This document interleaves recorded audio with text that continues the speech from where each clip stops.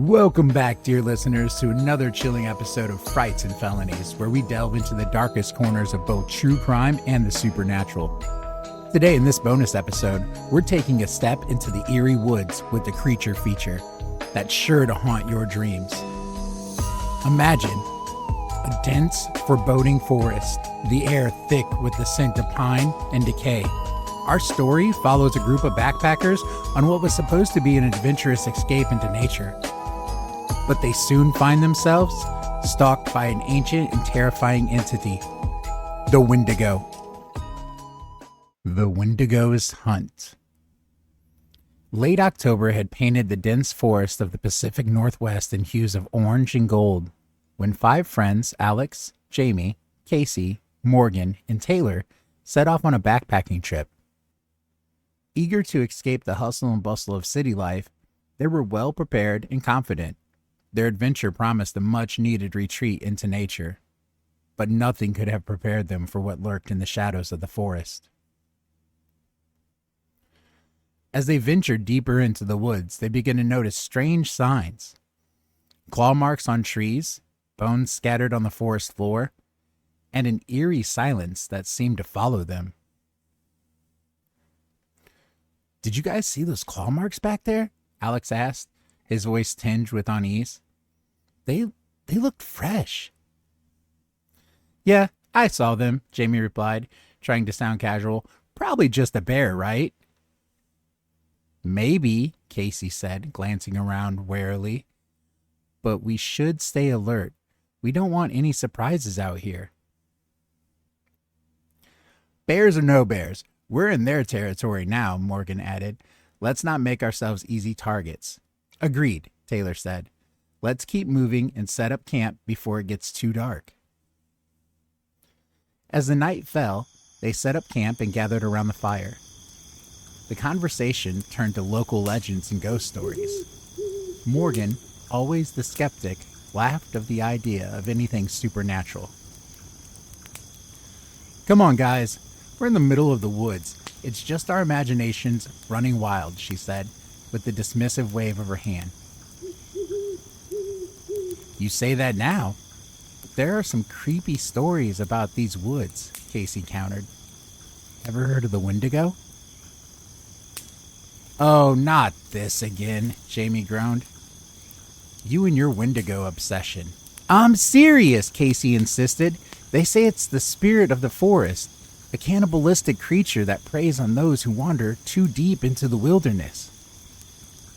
"Well, I for one hope we don't run into any Wendigos," Alex said, shivering slightly despite the warmth of the fire. "I've had enough of your ghost stories, Casey." Despite their banter, there was an underlying tension. The night was unnaturally cold, and the darkness seemed to press in on them. Then, out of the silence, they heard it. A distant, guttural growl that sent shivers down their spines.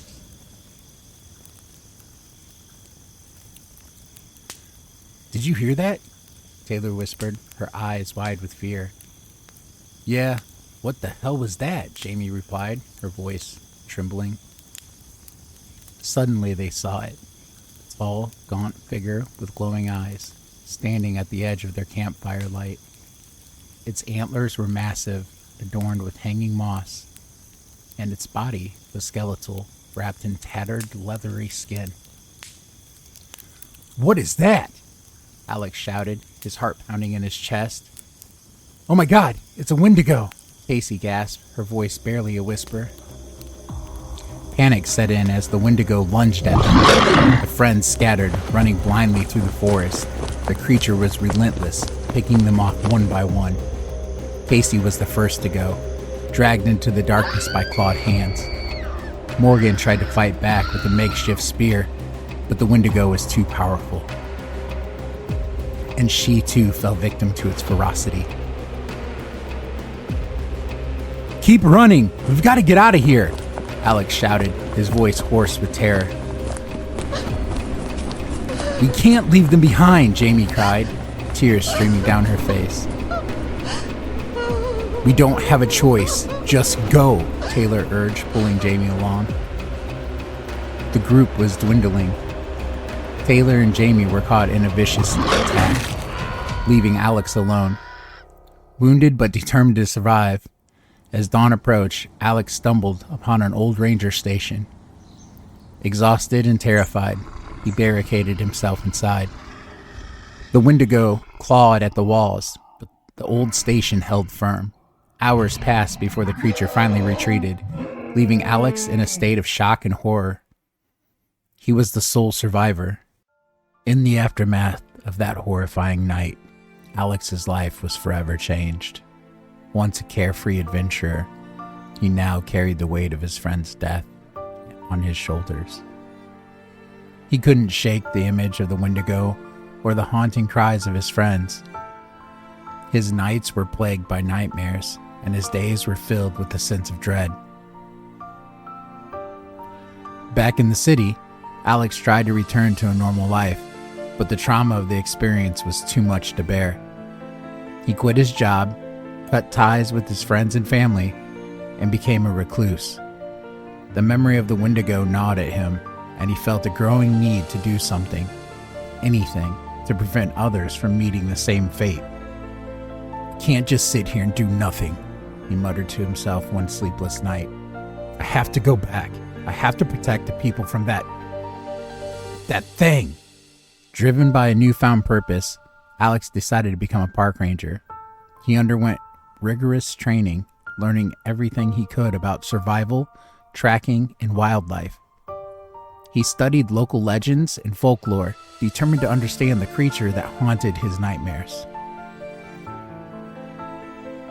"They say knowledge is power," he wrote in his journal. "If I'm going to protect others, I need to know everything about this Wendigo. Its habits, its weaknesses, anything that can help me stop it." Alex was assigned to a remote station deep in the forest, not far from where his friends had been killed. It was a fitting, grim place for him to begin his new life. He patrolled the area daily, always on the lookout for signs of the Wendigo. He set up traps, created warning signs, and spoke to hikers about the dangers of the forest. "Do you really think there's something out there?" one hiker asked, a skeptical look on her face. "I know there is," Alex replied, his eyes haunted by memories. "Just be careful, stay on the marked trails, and if you see anything unusual, get out of the woods immediately." Despite his best efforts, the Wendigo remained elusive. There were sightings, of course, glimpses of a tall, antlered figure moving around through the trees, strange noises in the night, but no one ever saw it up close. It was as if the creature was toying with them, always staying just out of reach. One night, as Alex was patrolling a particular dense part of the forest, he heard a familiar growl. His blood ran cold. The Wendigo was near. He readied his rifle and moved cautiously, following the sound. "It's time to end this," he whispered, his heart pounding in his chest. He found the creature in a small clearing, hunched over the remains of a deer. It looked up as he approached, its eyes glowing with malevolent intelligence. This was no ordinary animal. It was a predator of the most terrifying kind. "You took everything from me," Alex said, his voice shaking with a mix of fear and determination. "Now it's my turn." The Wendigo charged and Alex fired. The bullets seemed to slow it down, but they didn't stop it. The creature was fast, dodging and weaving through the trees with unnatural agility. Alex realized he needed to be smarter. He led the Wendigo into one of his traps, a pit lined with sharpened stakes, camouflaged with leaves and branches. The Wendigo fell into the pit, impaled on the stakes. It thrashed and howled, but it was trapped. Alex stood at the edge, looking down at the creature that had haunted his nightmares.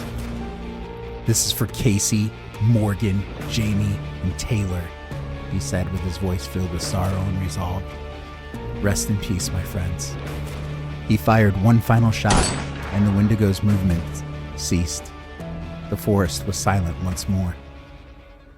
With the Wendigo dead, Alex's mission was complete, but his journey was far from over.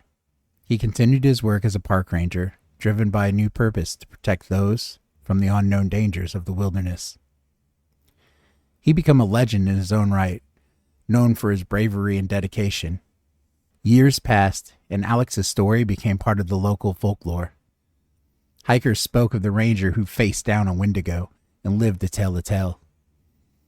Some said he was a hero, others that he was cursed, but Alex knew the truth. He was just a man who had survived and found a way to keep others safe. "The forest is a beautiful, dangerous place," he wrote in his journal. "It's full of life and mystery, but also death and darkness. I've seen both sides, and I'll do whatever it takes to protect those who come here. Because out there, in the shadows, the Wendigo's spirit still lingers. And as long as it does, I'll be here." And so Alex continued his vigil, ever watchful, ever ready, knowing that the forest held many secrets, and not all of them were friendly. And that concludes our chilling tale of the Wendigo's hunt. The story of Alex and his harrowing encounter with an ancient evil reminds us that the wilderness holds both beauty and terror. Alex's journey from a carefree adventurer to a determined protector serves as a powerful testament to the human spirit's resilience and courage. Thank you for joining us on this bonus creature feature episode of Frights and Felonies. We hope this story has left you both thrilled and chilled to the bone. Remember, the world is full of mysteries, some lurking just beyond the tree line. If you enjoyed this episode, please rate and review us on your favorite podcast platform. Your support helps us bring more spine-tingling stories to life. Until next time, stay safe, stay curious, and always watch your back when you venture into the unknown. This is James, signing off from Frights and Felonies.